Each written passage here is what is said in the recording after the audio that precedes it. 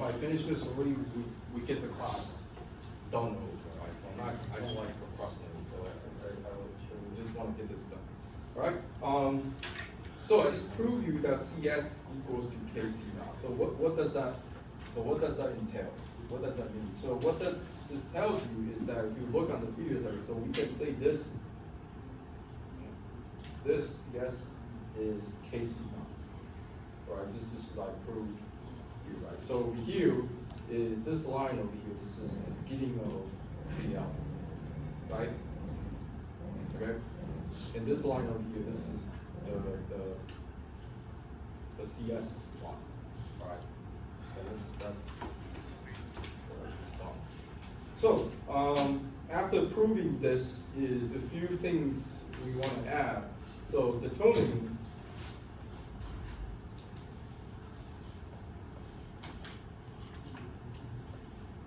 the composition change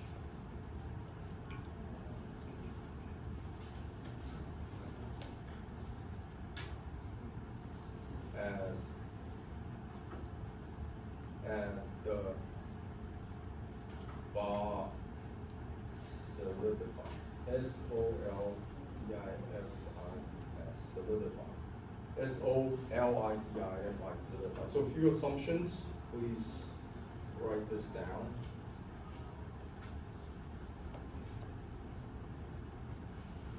One, after solidification,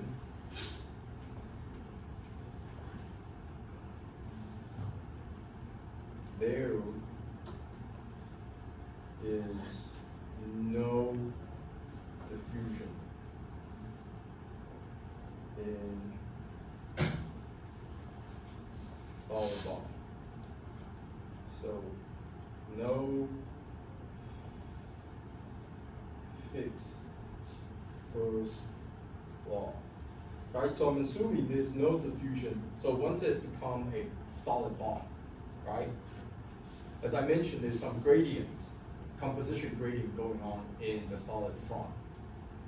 But my assumption here is that after it's solid, there's no diffusion, okay? It's already solid, okay? So no fixed or second law or whatsoever. Second assumption is any ejected solute. So it's solute, S-O-L-U-T-E. So solute in Chinese is 溶剂. So what's the English of 溶剂? It's solvent, okay? So solute is 溶剂. So solute mix completely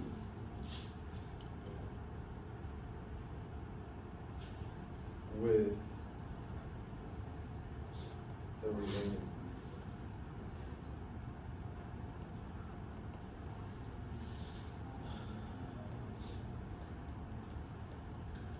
So remaining. Right? So what this says, what I'm trying to say is that when you start drawing that ball out of that mode, is under the assumption of mass conservation, right? So say right now we have 4% of aluminum and then 96% of copper, right? When we start drawing, the initial front of that solid, if you look at the phase diagram, is that it's not really that 4%, right? It must be lower, right? So if you, if you jump back in the phase, probably like 3% or 2%, right? So what's the remaining 2%? So that remaining 2% is ejected inside the liquid solution, right? So my second assumption is that any ejected solute is mixed completely with the remaining. So it's a homogenized solution inside that liquid, right? So the first assumption is that no solidification, no diffusion going on.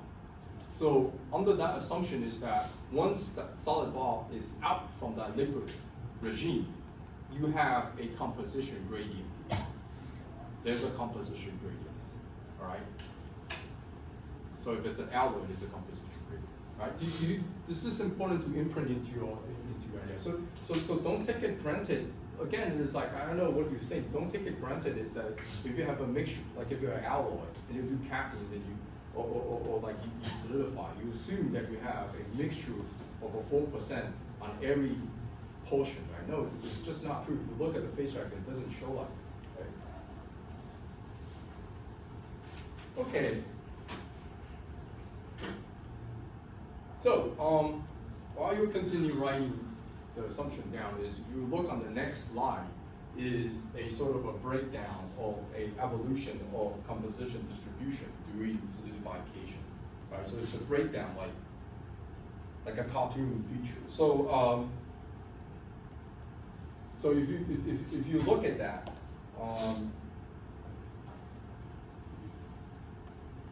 so if you look at the next slide over here, bear with me.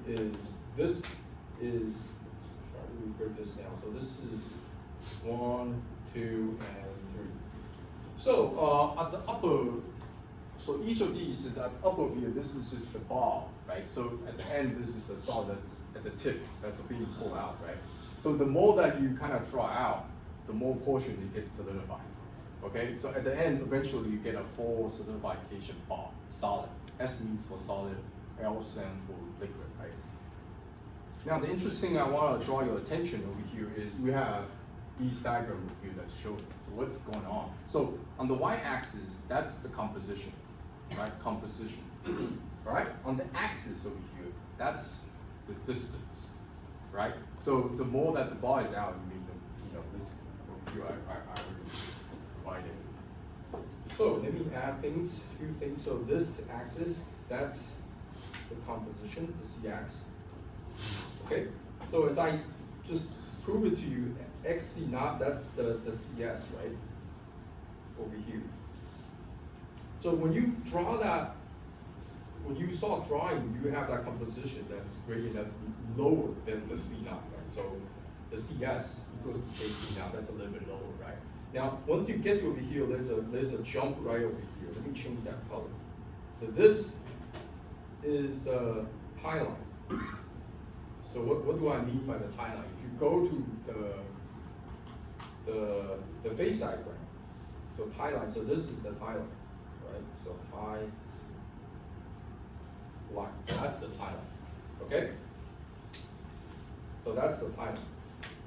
So as I mentioned, is that when you have the beginning of that solid front, the remaining alloy, the residual, is being ejected into the solution, right? So that solution is the reason why you have a line that's higher than C naught. So you have a line that's higher than C naught. And it's homogenized being mixed. So that's also according to our second assumption.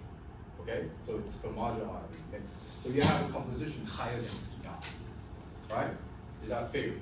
Right? So again, I mentioned about mass conservation. So if you look at the area, so this area that you kind of do your calculus area, it's supposed to be equal to the area over here.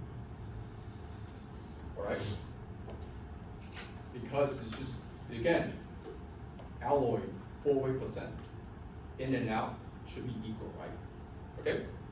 Good. So again, if you move on to picture number second picture, right? So we're halfway of our tie line. So this is halfway. Halfway. So when I say halfway of our tie line, so sorry if I'm giving you a headache over here. So over here, say if this is 50%, this is like a half. Maybe this is not 50%. This is probably a little bit tilted. Anyway, so 50%, right? So this is about halfway of our tie line, 50%. Right? So you will draw a line that like this, exponential increase. So the reason why, as I express, is okay. So you might ask me, hey, Professor Chai, why isn't this KC naught? Isn't like, hey, can we draw like this, like a straight line like this? Well, short answer is maybe not, because again, I mentioned to you there's a composition gradient differences, right? So it's an exponential increase. So it's like a line like this, and then tie line. goes up. So this area is supposed to be this area. So the more farther you go, at the end, when you draw that entire bar out of that liquid, you will have the remaining residue that's trapped at the end of the cube. Okay, so this area is supposed to equals to this area. Okay, so one of the technology that's somewhat analogous or similar to this is what we call silicon zone refining for purification, right? So if you want a pure silicon that's 99.9969%, is where you do you have a seed and then you start pulling that silicon out from a liquid molten silicon and then start drying, right? And then whatever the impurity is being spits off inside that liquid mold. So it's exactly like this over here. So once you draw out, you have one end that's highly contaminated or high impurity at one end. Okay? All right. So in the chapters, it will give you more detail how this is. It will give you more description of what's going on. But again, just want to give you some idea. So if we move on, this is just again, it kind of zoom in. Is a solute rejected from the solidification from mixed completely with the remaining. Again, two assumptions, as I mentioned, is there's no diffusion in the solid. Second is that the ejected solute mixed completely with the remaining. So it's just the same stuff,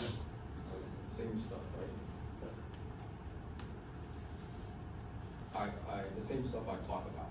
So I don't know if you noticed is on this footage I provided, there's an FS and then there's the DFS and then, so that's the fraction, the solid fraction. So over here actually there's a empirical equation we can talk about. So this FS is the value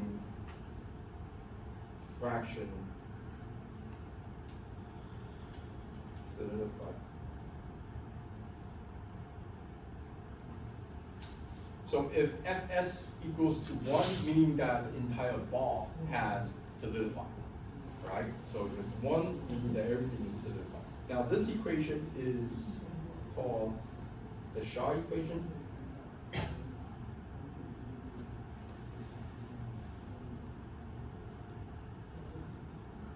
Okay?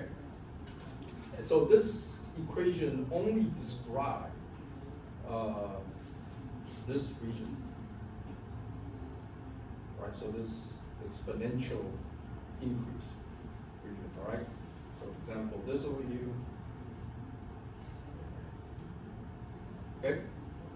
So this equation only describes the exponential increase. It does not describe at the end where the agglomerate, at the end of the tip, at the end of the tip. So as I express the mass conservation for the red line, that line should be equals to over here, right? This region goes up. The green will be over here, this entire part. All right.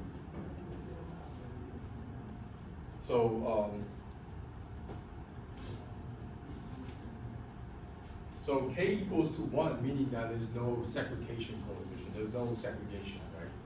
So you don't have segregation coming out. And then it's less than 1, meaning that you have segregation coming. So think about this is,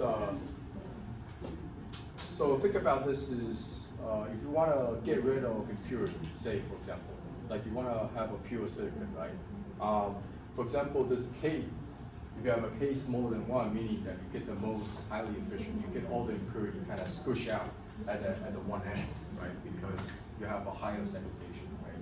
Now, if this one is close to 1, meaning that whatever the impurity or the alloy, the metal that you add inside the metal, is that it's less likely to segregate, meaning that by using this technologies, you have a less impurity stuck being pushed out and ejected at one end. All right. So something to think about. So on the next slide, I'm gonna copy some notes just to give you some idea about the K value. All right, so there's a big K, small k. Okay, so over here, solute. So solute meaning 溶剂. So what in semiconductor when we talk about dopants and silicons, and say the most also second popular is germanium.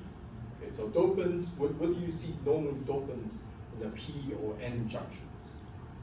Boron, right? Boron, phosphorus, indium, and then arsenic, right? So what I'm gonna write from silicon germanium is the segregation coefficient. Segregation coefficient. So boron is 0.8. Germanium is 17. So so it's higher than 1. I'll talk about that a little bit more later. So phosphorus is 0.35, and then germanium is 0.08. Indium is 4 times power of -4, and then germanium is 0.001. Arsenic is 0.3, and then germanium is 0.02. Okay? So what this table gives you is that, again, if you have a higher segregation coefficient, meaning that likely you are able to extrapolate the impurities at one end, right? So say boron, for example, if you have contaminants in silicon, and you start drawing that bar, you have more boron at one end compared to, say, indium. Right? So over here is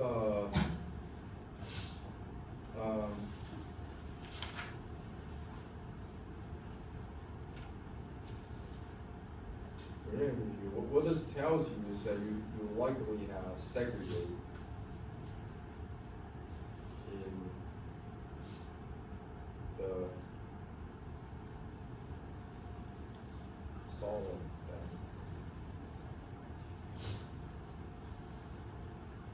than liquid, right? So if you draw a phase diagram, you normally would see these kind of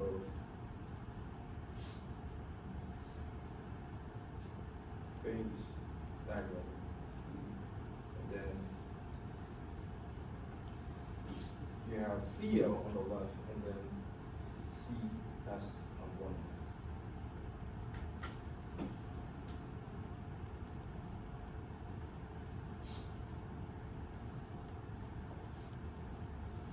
Okay. So I don't know if you still recall the K over here.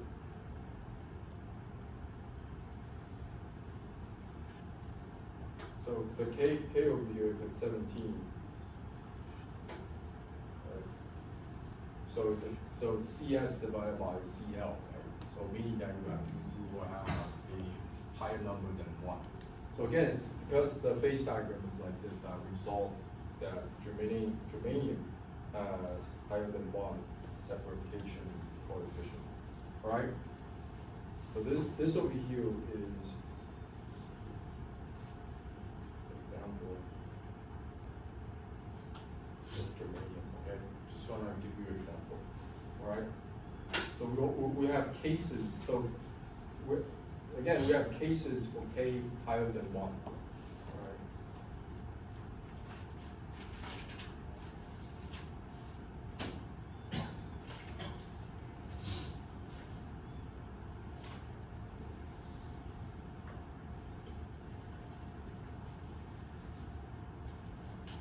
I don't think I have posted previous notes, have I? No, right? All right, I'm gonna do that today because I have all these in my iPad. So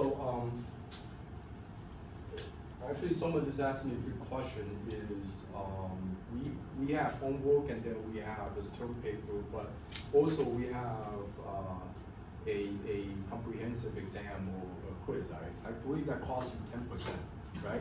Is that correct? 10%? 20%? Alright. Yeah, so what I'm gonna do is, I just wanna be clear and transparent, is that we have second homework, right? So, because 2 weeks ago, I believe Dr. Q actually asked you guys to partner up with a mixture of local, domestic, and international students. So that's fine. So I'm gonna go ahead and talk to him that you guys still can do that. I'm gonna make that as an extra bonus for you guys, okay? So homework 2 is I'm still gonna give you some homework questions, and that question is gonna be highly tied with your final exam. Alright, so do that homework so that you get good grades for your final exam. Alright, I don't like surprises. So do you guys, I believe, right? I don't think you guys like surprises, right? So do the homework, be good, practice it, and then get good results for your final exam.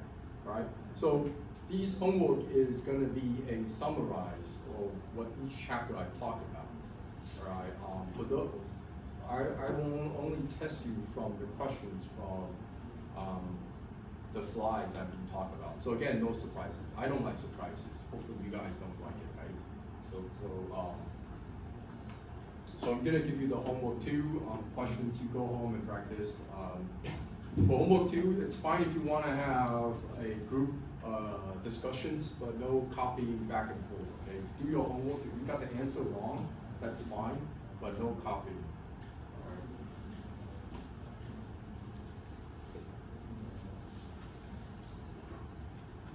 So actually, I've been reading a lot of documents, and then one thing I do notice is nowadays we have like ChatGPT, Cloud, or there's all different kind of AI, generative AI. One thing I've been doing is that if it's from you, I know it's from you because the language I use is very human.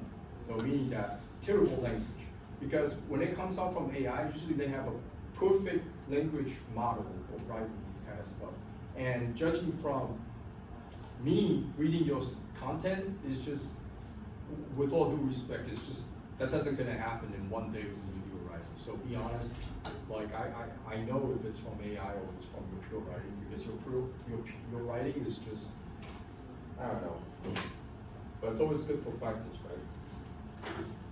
Okay, so moving forward, I still have a couple of few notes I want to talk about. So what's the catch of doing this? So implication of real casting. All right, so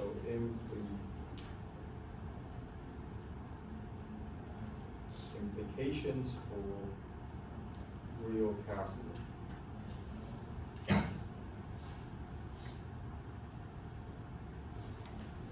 So one, what you will see is a micro segregation.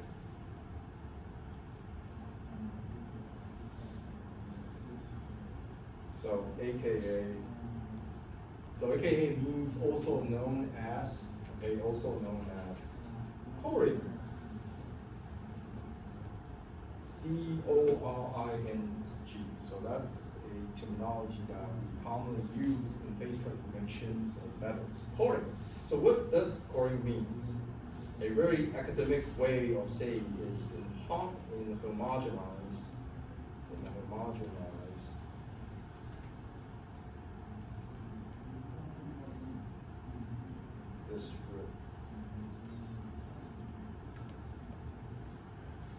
distributions of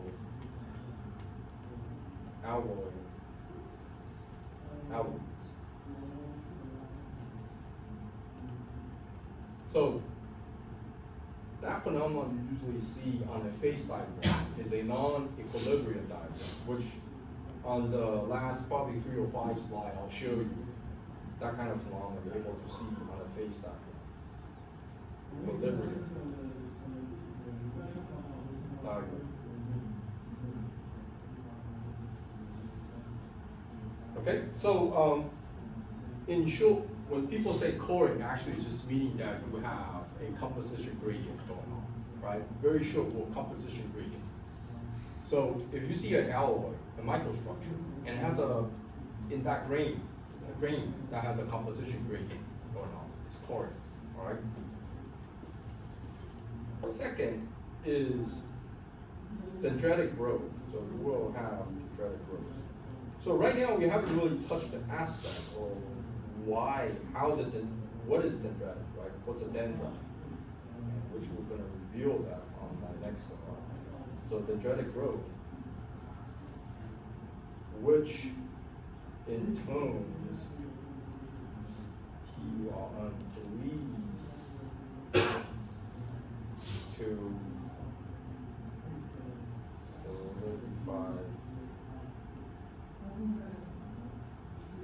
solidification microcrystals.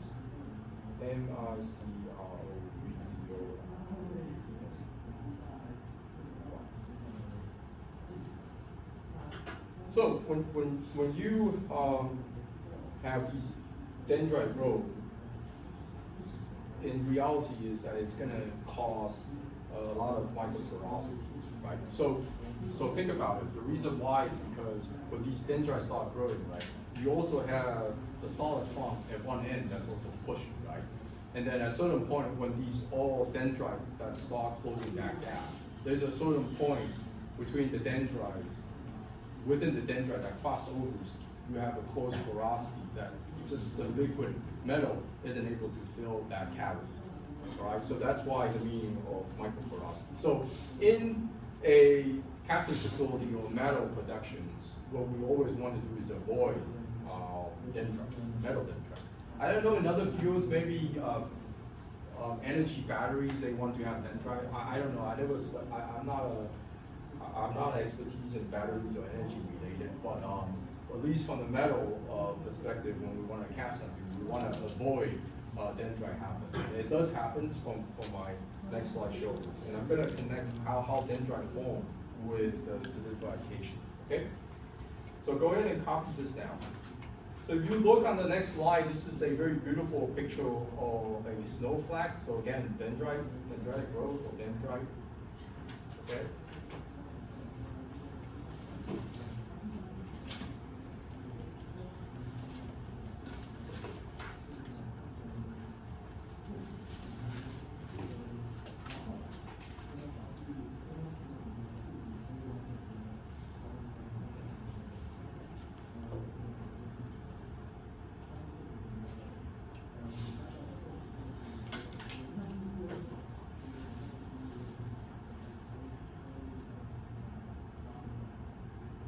So I think next week we have another invited speaker, right? So this invited speaker is also a colleague that do a lot of AI data management.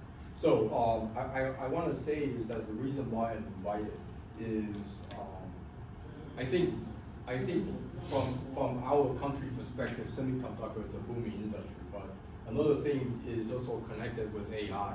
And my colleague of mine has done a lot of study in AI, particularly in data science management. So one thing I noticed, at least from while I was doing a graduate student, data management is always a weakness from when I was doing my study, right? So now is the era of data science or big data stuff, right? So I thought might be a very useful for to just invite my colleagues to how he, as a material background, he try to connect how from the material perspective, can we facilitate using AI or data science to leverage that to have a different insight. Okay, so next week is again a very kind of casual kind of lecture thing. I already told him that let's keep it very brief and concise. If it's done early, we'll end early, okay? All right, so let's move on, all right? So dendrite growth, freezing range of solidification porosity. So this is what I'm saying is on the left-hand side, this is a mass feeding stage. So oops, sorry. So over here is, you can see you have a mass feeding stage, right? So when you pull down, automatically, you already have dendrite that's already growing, all right? Either way, you have dendrite.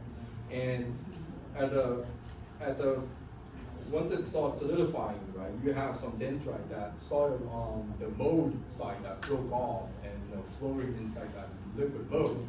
So over here, it's start broken and then flowing inside that liquid mold. Eventually, it's solidified and then close the rank, and then you have porosity kind of inside, right? So this picture over here on your right-hand side is also connected on the previous second and third slide when I was showing you sand casting, where you have a big chunk of porosities on a rod. Okay, so this is a great example, all right? So,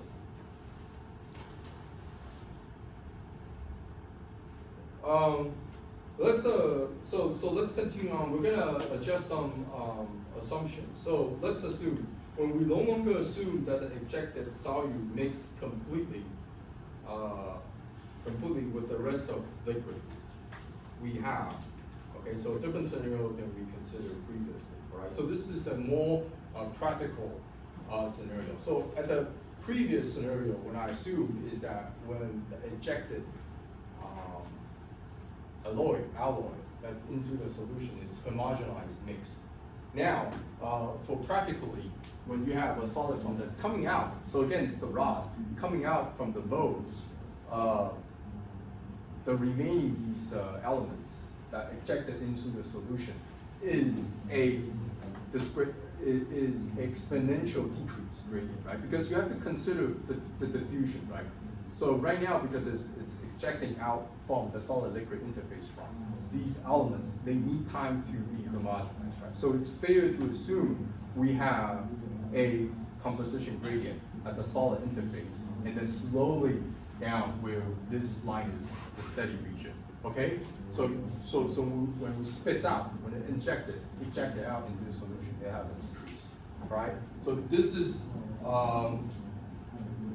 sort of a slightly changed assumption. So over here, go ahead and highlight this. The eject solid move away from the solid liquid interface by diffusion.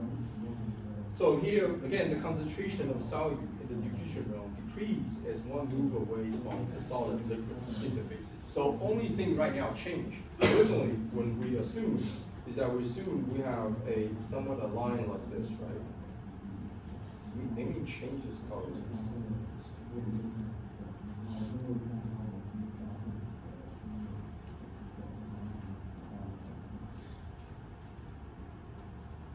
Right? So right now, I'm changing, okay? I'm changing the slight assumption that when the element is being injected out from the solid liquid interface, the injected out element is a exponential decrease at the solid liquid interface, all right? Because the elements needs time to diffuse, right? So that time, there's an exponential decrease, all right? So this is y-axis, again, the composition, and then this is the same graph from the previous as we draw. Okay, so this is distance. All right, so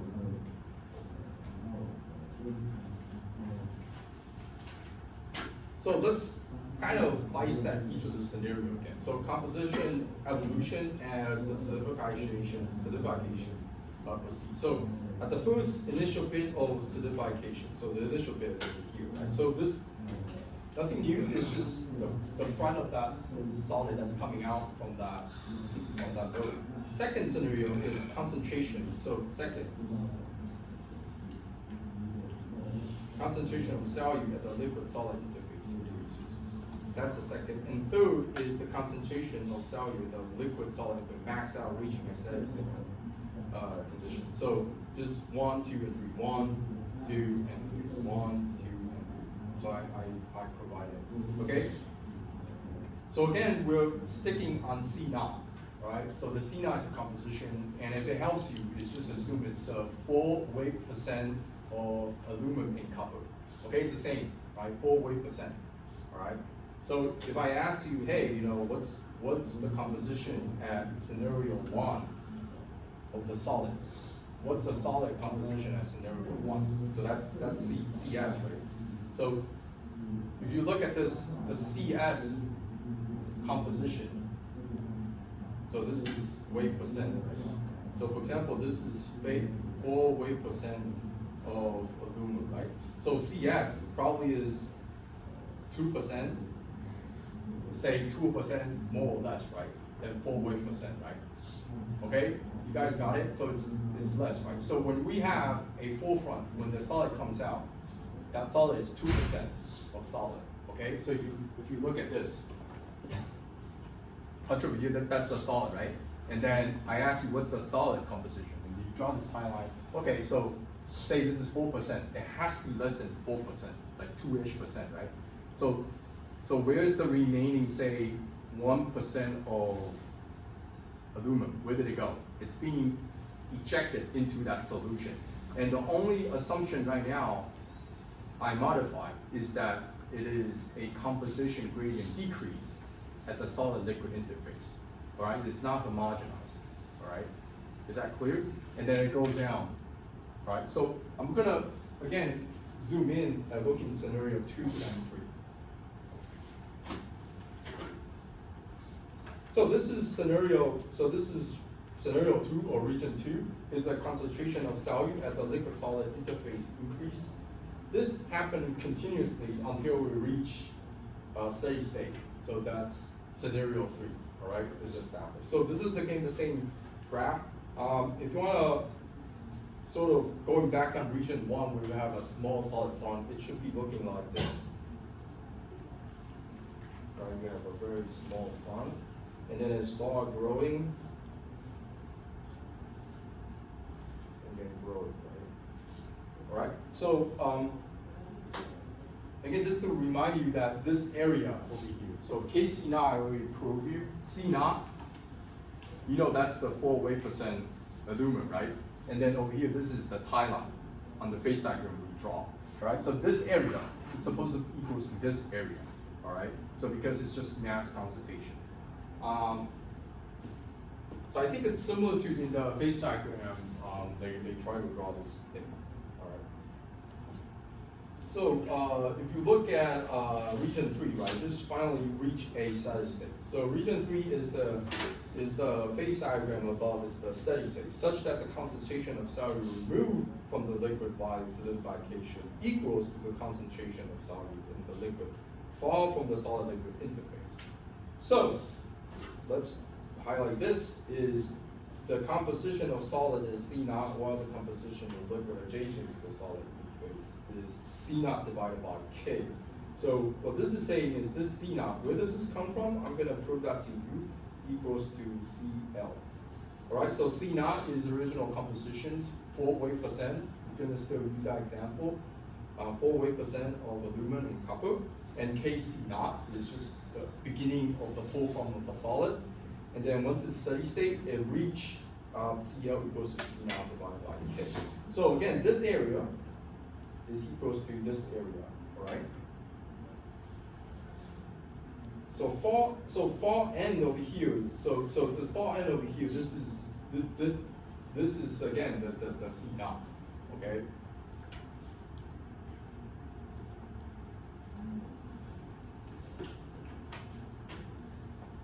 So, one thing right now I want to prove you is how did we get C naught divided by K equals to CL?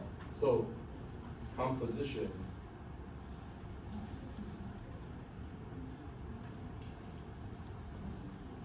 in the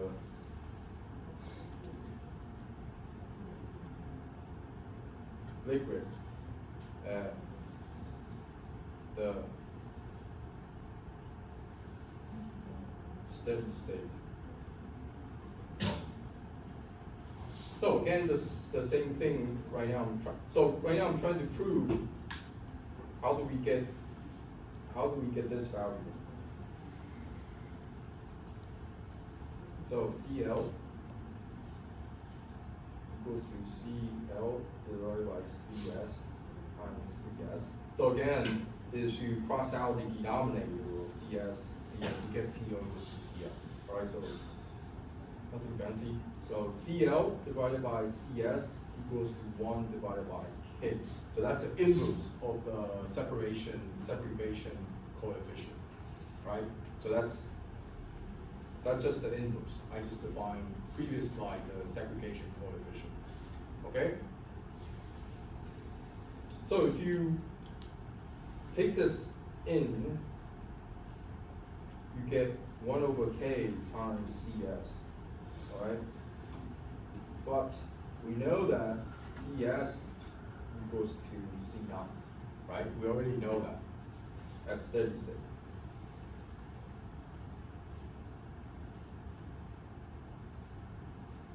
So what this tells you is that CL is C naught divided by K. So we're changing this value. We're changing this value. So CL equals to C naught divided by K. Okay? So this is how we prove CL equals to C naught divided by K. Okay?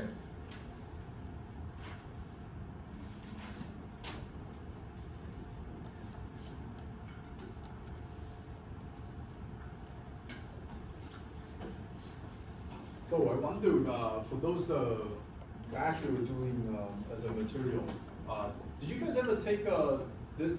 Were you ever talk about certification during your senior year? Not from the international students, maybe the domestic. Did you guys ever talk about this in class before? Did you guys, Jay? Did you guys ever do that? No. No. Okay. Tanan, have you ever done this before? Yes? Who actually talk about this? I'm not sure. Huh? You're not sure? But is it from the undergrad teacher? You still recall? Yeah. 你有说过相变化吗？我忘记是彩导还是哪个讲，但有讲过。彩导的讲过。不确定。Okay. Okay. All right. Okay, so I'm gonna move on. So I'm gonna move on to scenario 3 at steady state. So at steady state,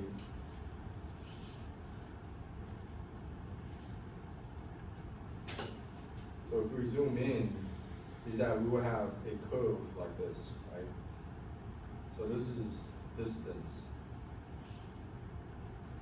Again, this is just the composition change, right? So at this point right now, you have C naught divided by K, and this is just the C naught, all right? C naught, and then at the peak is C naught divided by K. Okay?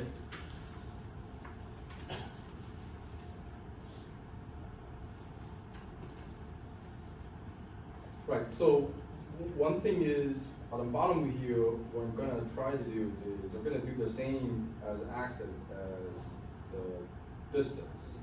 And then the y-axis, instead of compositions, I'm gonna use temperature for my expression. So temperature as an expression, so temperature. T goes up, temperature. So pretty much, you have the left-hand side, that's the solid, and the right-hand side is the liquid, right? So again, at this point, you have T C naught, right? So before I start drawing this curve, I'm gonna move on to this slide. So this slide is just the same slide I'm using to draw this. So this is the slide. Kind of zoom in, is once we start cooling it down over here, right? I just prove you CL equals to C naught divided by K, right? So that's our improvement, okay? So over here is scenario 1 and then scenario 2. So if we kind of jump back over here, if we look C naught divided by K, this is scenario, this not scenario, so this is 1, right? And then over here, once you reach at the far end, that's 2, okay? So if you sort of move back to over here, this slide, kind of seeing where the concentration is located. Over here, that's the 1, is where this is supposed to locate. And 2, okay? So, 1 and 2, right? Okay? So, I'm gonna still stay on this slide, but if you look at your electronic tablet and then move on the next slide, is you'll notice is that on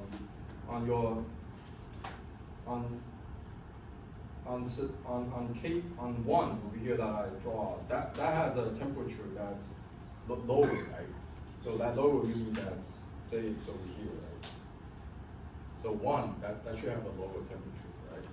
2, that has a higher temperature, so it's somewhat like this. So draw a exponential increase, right? Because the gradient I'm drawing is like an exponential decrease, right? So of course the temperature line is definitely not like a linear proportion. It must be an exponential thing going on, right? So I draw that, okay? So what this tells you is that if today, at this front, at the solid liquid interface full front, this temperature is what the temperature that it needs to solidify. And if we move a little bit farther beyond, this is the temperature that it requires to solidify. And moving forward, more forward. So each of these line I'm drawing is what we require for that liquid to solidify. Okay? So here, that's the temperature to solidify, and then if we'll slightly move to over here, that's the temperature to get from liquid to solidify. All right? Is that clear? Okay.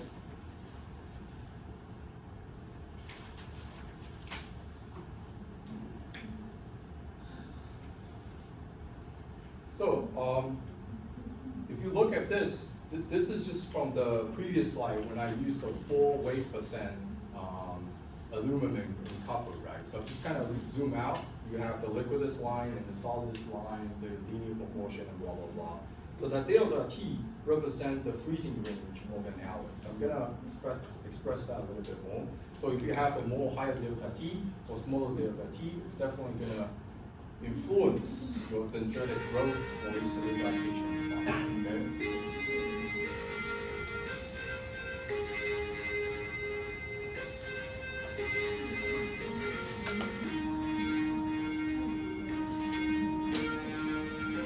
Alright, so before we have a short break, I think this is the most punching line or the most highlight of today's entire class. So how does that ties up with dendrite and how does it simplify? So this is the most highlight slide.